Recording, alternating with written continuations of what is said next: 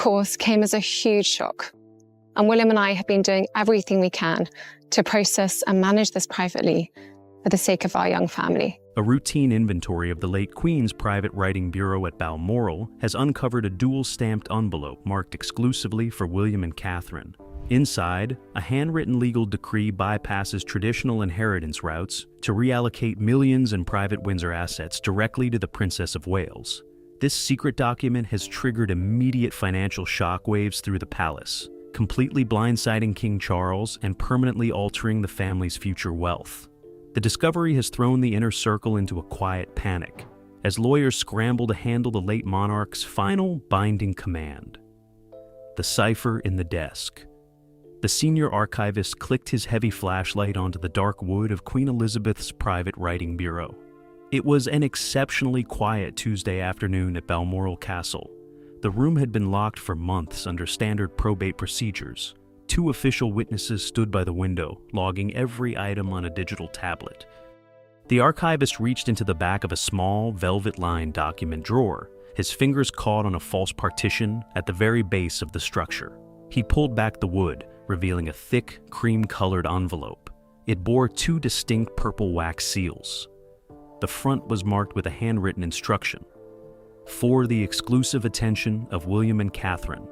The room went completely dark as the security officer pulled the heavy curtains closed. Protocol required an immediate freeze on all inventory activities when unlisted legal documents appeared. The archivist placed the envelope inside a tamper-proof diplomatic pouch. This discovered paper was not part of the public estate. It did not belong to the Royal Archives at Windsor. It was an independent private directive written on personal stationery. The purple wax seals carried the late Queen's private cipher, a mark she used only for personal financial transactions. The legal weight of a handwritten codicil is immense under British estate law. If a person writes out their final wishes by hand, signs it, and has it witnessed outside official channels, it can supersede previous wills. This is especially true for the private wealth of the monarch. The sovereign's private estate is entirely separate from the crown lands and the duchy collections. It includes personal investments, offshore portfolios, and private land holdings in Scotland. The envelope remained in the secure pouch as an armed courier vehicle left the Balmoral gates, heading directly south toward Windsor. The package arrived at Adelaide Cottage just after 9 that evening. Prince William received the pouch directly from the courier, signing the high-security receipt log on his doorstep. Catherine sat at the kitchen island, watching him open the plastic security seal. The couple bypassed their usual evening briefing with their communications team. They carried the envelope into William's private study and turned the lock on the door. The document inside consisted of 3 tightly written pages in the late Queen's distinct, sharp script. The content of the first page triggered an immediate crisis. The late Queen had utilized a centuries-old legal loophole known as an independent family trust. This structure allows a benefactor to move personal wealth completely outside the visibility of the royal executors. The text explicitly reallocated a private investment fund valued at £42 million. The money did not go to King Charles. It did not go into the general's family pool. The document named Catherine as the sole individual trustee and beneficiary of the entire fund. This sudden allocation altered the financial balance of the inner circle instantly. The public often assumes the royal family shares a single, massive bank account. In reality, private wealth is divided into highly competitive sectors. King Charles currently manages the bulk of the private family funds through the Privy Purse. He uses this money to maintain the private estates and provide allowances for non-working royals. This new document removed £42 million entirely from his jurisdiction. The king lost all veto power over how that money would be spent or distributed.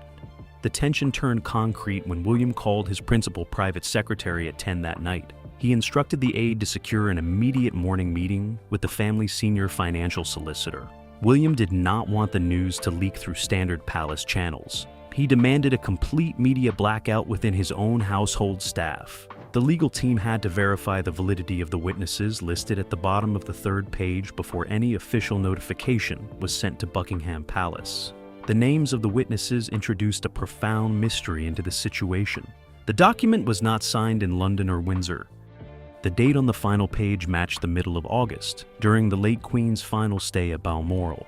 The two signatures at the bottom belonged to a retired personal page and a local Scottish physician who had since moved abroad.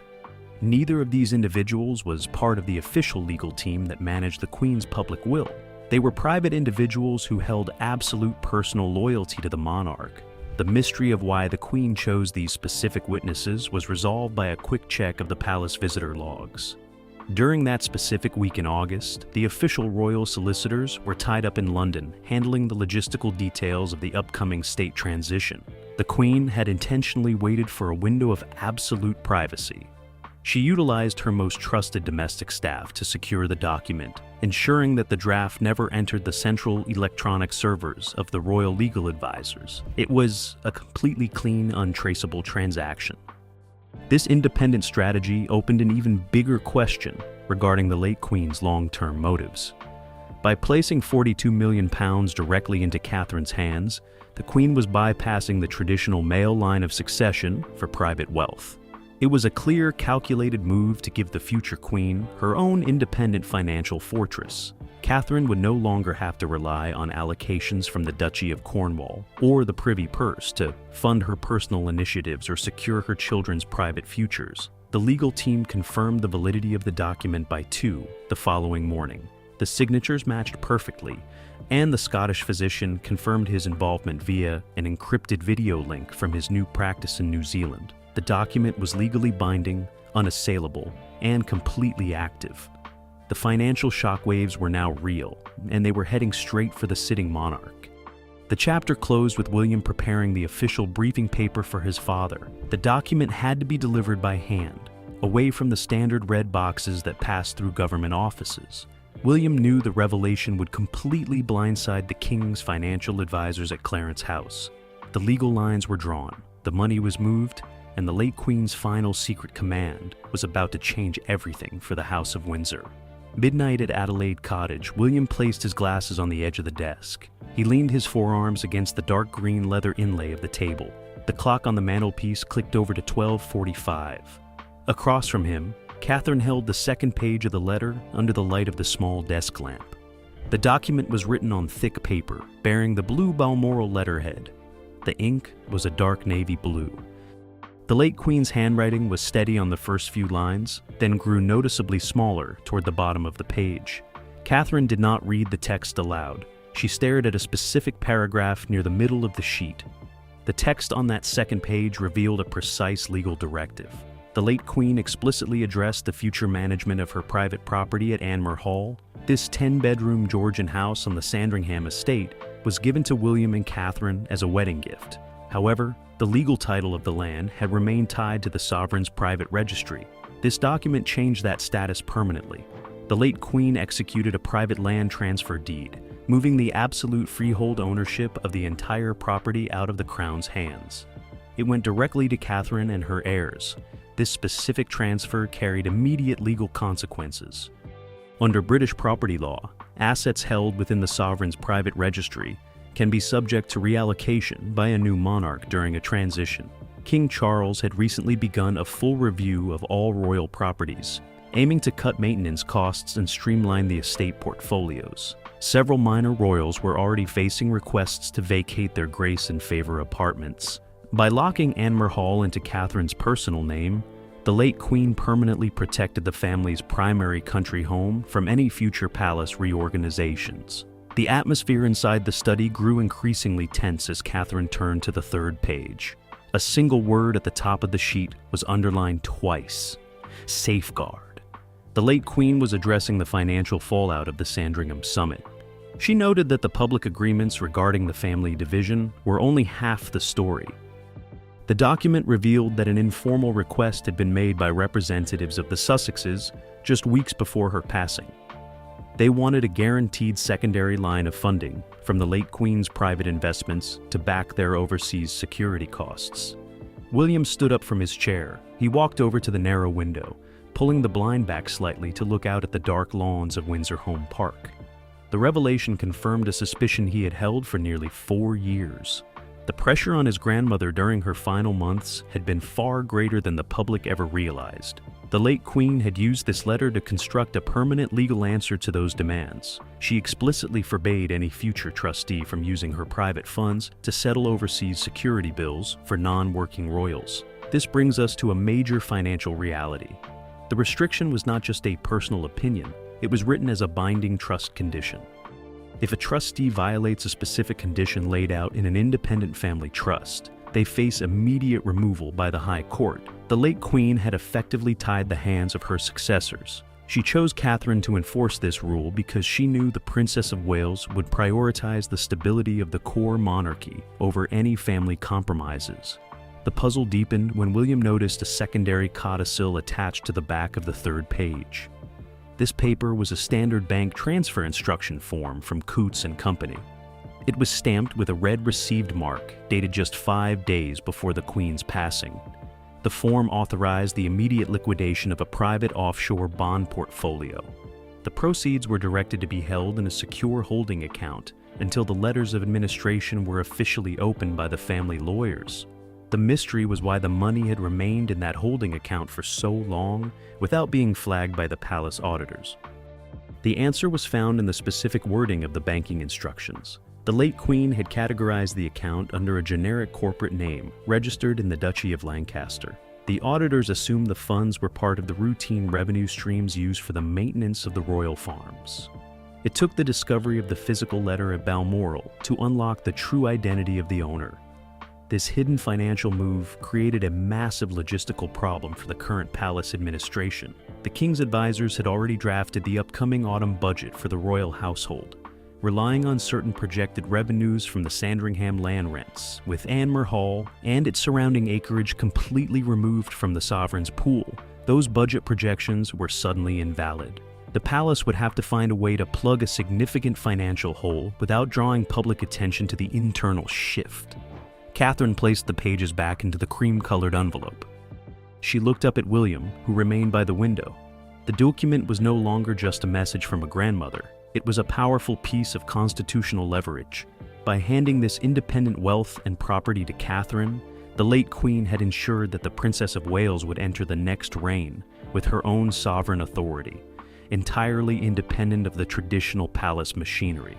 The meeting at Adelaide Cottage concluded at 2 in the morning. William walked back to the desk and took the envelope, locking it inside a heavy steel cash box beneath the floorboards of his study.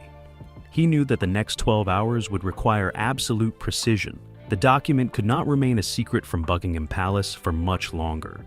The legal validity was established, the assets were secure, and the couple now had to prepare for the inevitable confrontation with King Charles's financial advisors.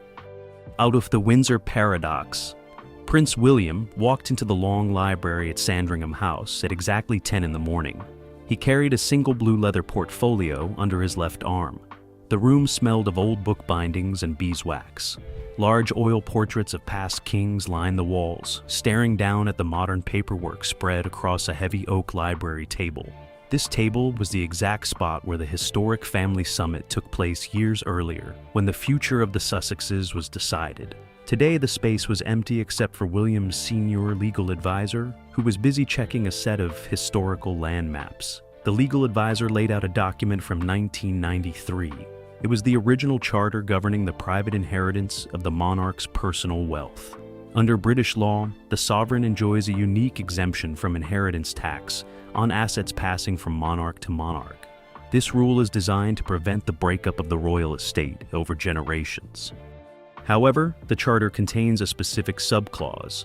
It allows a reigning monarch to allocate personal, non-state funds to an independent family trust for grandchildren, provided the trust is established at least 24 hours before the monarch's passing. The hidden letter found at Balmoral explicitly activated this subclause. The late Queen had drafted the trust framework during the quiet summer weeks following the tense family summit. She wanted a permanent legal structure that would operate completely outside the regular palace hierarchy. The document did not just shift liquid cash. It transferred a significant block of shares in a private land management company that owns several thousands of acres of agricultural land in Norfolk. This land borders the main Sandringham estate, but remains legally distinct from the crown properties. The tension within the room escalated when the legal advisor pointed to a handwritten note on the margin of the land map. The note was written in black gel pen by the late Queen's personal secretary. It indicated that the boundaries of this private land package had been redrawn. The new lines cut directly through a highly profitable commercial forestry project. The revenues from this project were previously earmarked to fund the maintenance of several grace and favor properties used by extended family members. By diverting these revenues directly to Catherine's new trust, the late Queen created an immediate administrative paradox. The palace could not legally challenge the transfer without exposing the private financial arrangements of the late monarch to a public high court auditing process. Such an audit would require the disclosure of every private investment account held by the family since the 1950s. The current palace administration simply could not risk that level of public transparency during a sensitive political climate. This brings us to a major question regarding the timing of the original summit. Why did the late Queen keep this massive financial restructuring a complete secret from her immediate heir, the current king? The answer was found in a series of confidential diary entries kept by a retired lady-in-waiting. During the summit negotiations, there was immense pressure from various factions to create a hybrid royal role for the California branch of the family. The late Queen wanted to maintain absolute public unity, so she agreed to the standard terms on paper. Privately, however, she knew that long-term financial independence was the only way to protect the future stability of the core monarchy. She used her private wealth as a silent stabilizer. By placing the funds under Catherine's individual custody, she ensured that the money would always be used to back the active, working core of the family. The current king was left to manage the public finances and the official state duties, while the actual independent family wealth was quietly moved down to the next generation.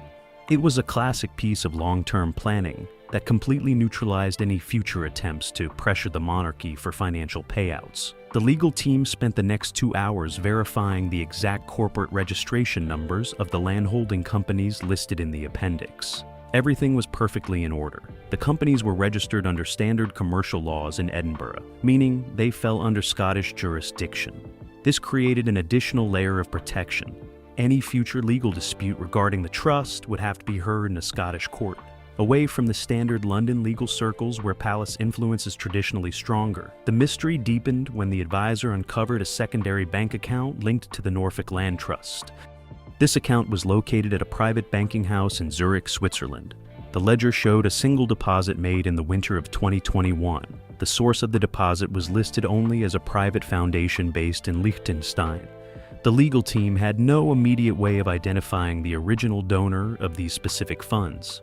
The puzzle was solved after a close examination of the late Queen's personal correspondence logs from that winter. The Liechtenstein Foundation was originally established by Queen Mary in the 1940s to hold the proceeds from the private sale of several non-state historical artifacts. The funds had sat untouched for nearly 80 years, accumulating interest away from the site of the British Treasury. The late Queen had quietly rolled this entire Swiss portfolio into Catherine's new trust, adding another £15 million to the total package.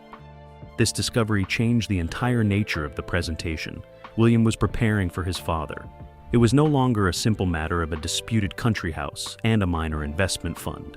Catherine was now the individual custodian of a completely independent, multi-million-pound financial network that spanned across 3 different legal jurisdictions. The balance of financial power within the House of Windsor had been fundamentally altered while everyone was looking the other way. The clock in the library struck 1 in the afternoon. William closed the blue portfolio and handed it to his security officer. The legal team had completed their assessment, and the validity of every single page was confirmed. The next step was the most difficult part of the entire operation. William had to catch a train back to London to present these findings directly to the King's private secretary at Buckingham Palace. The quiet peace of the Sandringham Library was over, and the internal battle for control of the late Queen's legacy was about to begin in earnest. The private millions. A plain wooden crate sat on the steel examination table inside a secure vault at the Coutts Bank headquarters in London. The head of the bank's private heritage division used a small pair of wire cutters to snip the lead security seal on the latch. Catherine stood a few feet away, her hands clad in white cotton conservation gloves. The crate was pulled from a basement room, where it had remained untouched since the late Queen's funeral. The banker lifted the lid, removing layers of yellowed tissue paper. Beneath the packing lay 6 leather-bound jewelry boxes, each stamped with a personal monogram of Queen Mary. The detailed inventory inside the boxes formed a massive private fortune. Unlike the crown jewels held at the Tower of London, these pieces were completely exempt from state ownership rules.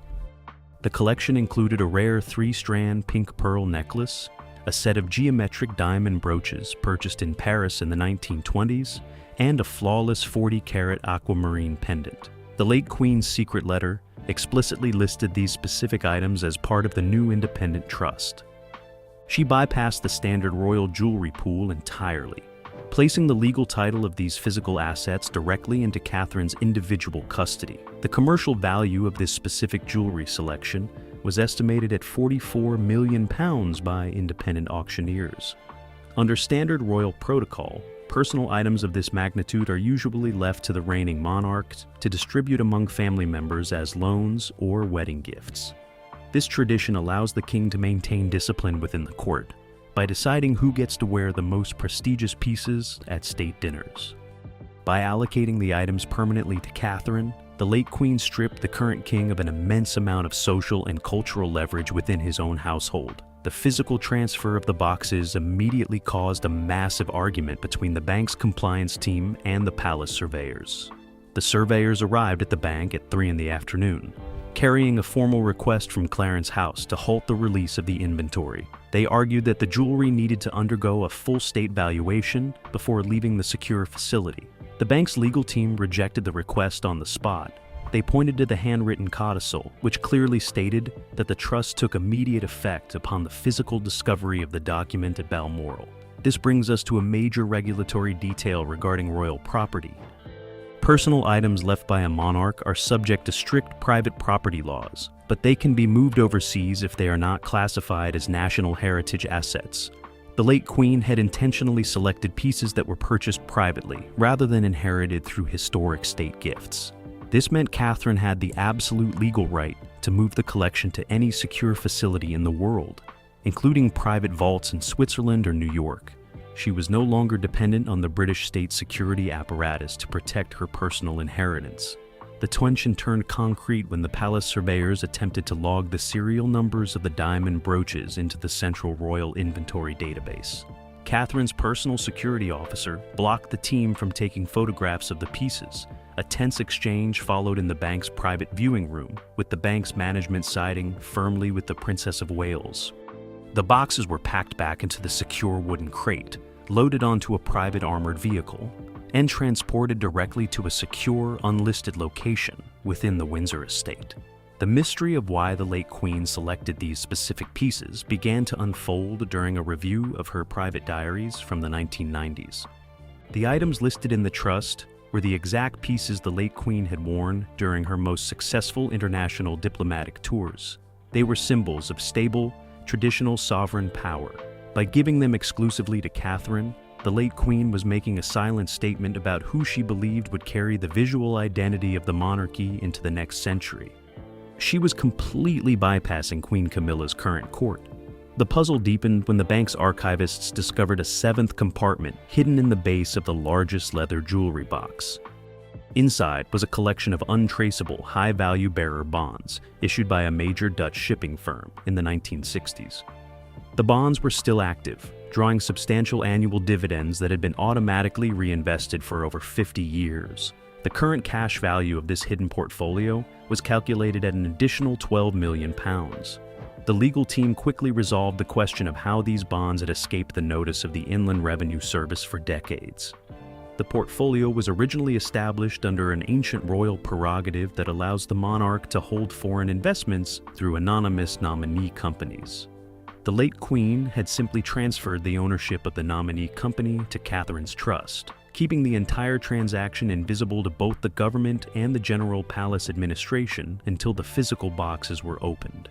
This discovery left the king's financial advisors in a position of complete vulnerability. They had spent months trying to calculate the exact extent of Catherine's new independent wealth, only to find that the numbers kept growing with every document unsealed. The Princess of Wales now possessed enough independent liquidity to fund her own global operations, purchase private property outside the United Kingdom, and secure the long-term financial future of her children without ever asking the Treasury or the King for a single penny. The day ended with the crate being locked inside the private safe room at Adelaide Cottage. Catherine removed her cotton gloves and placed them on her desk next to the late Queen's letter.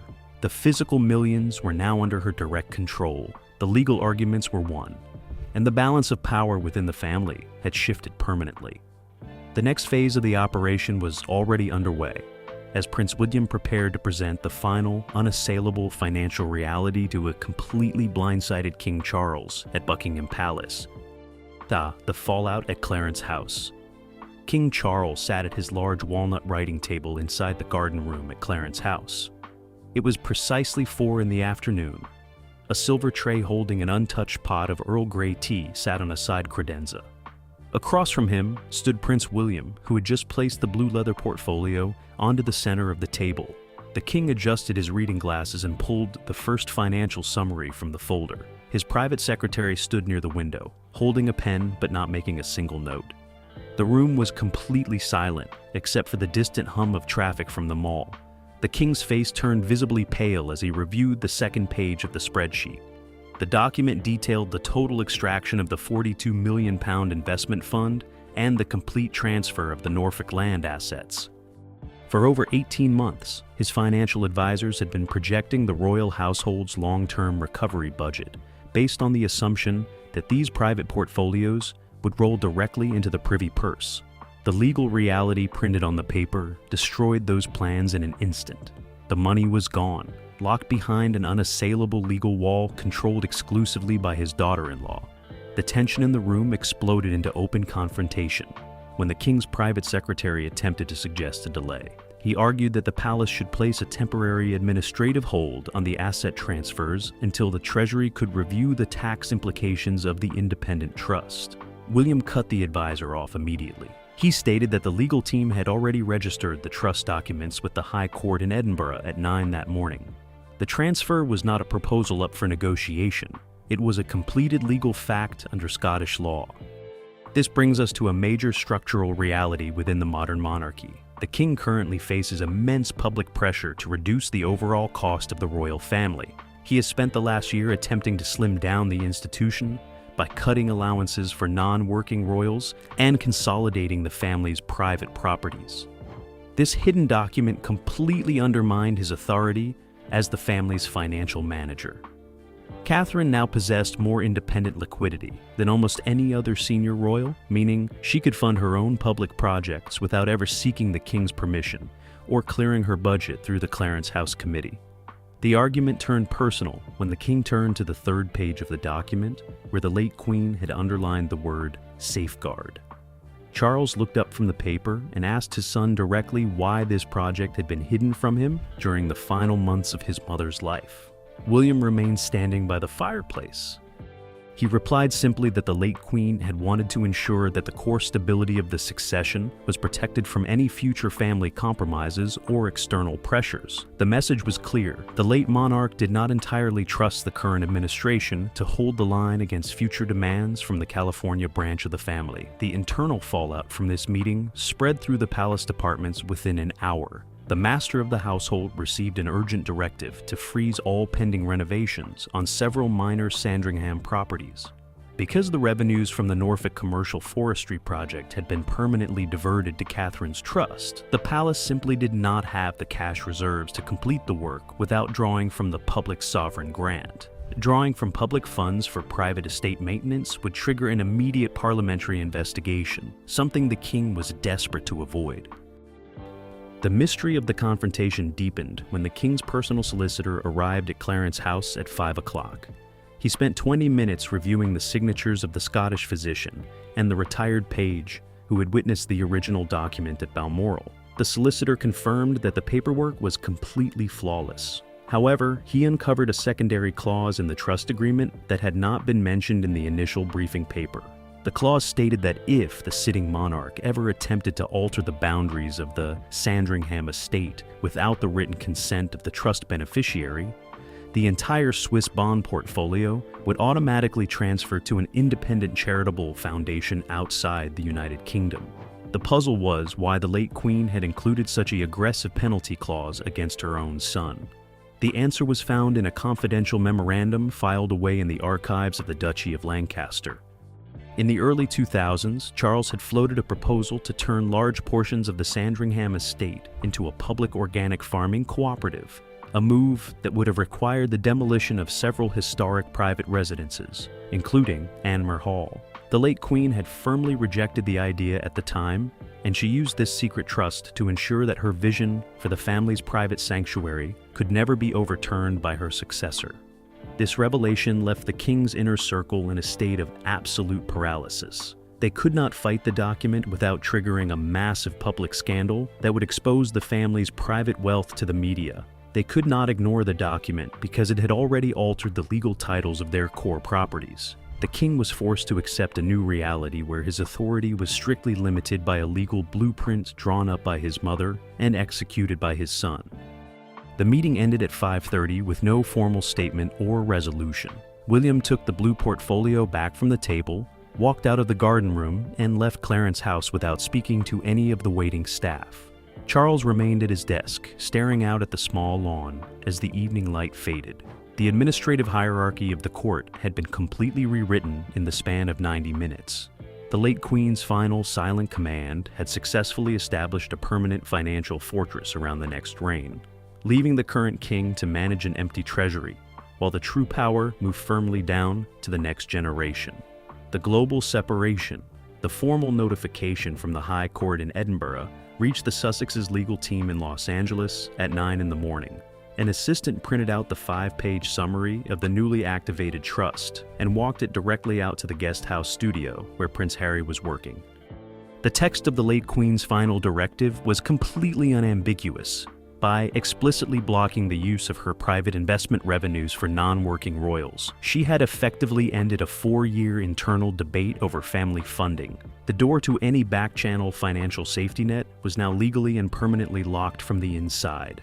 The immediate reaction behind closed doors in Montecito was a mix of intense frustration and disbelief. For months, advisors had dropped hints in the media about a possible future reconciliation or a shared commercial project with the British estate.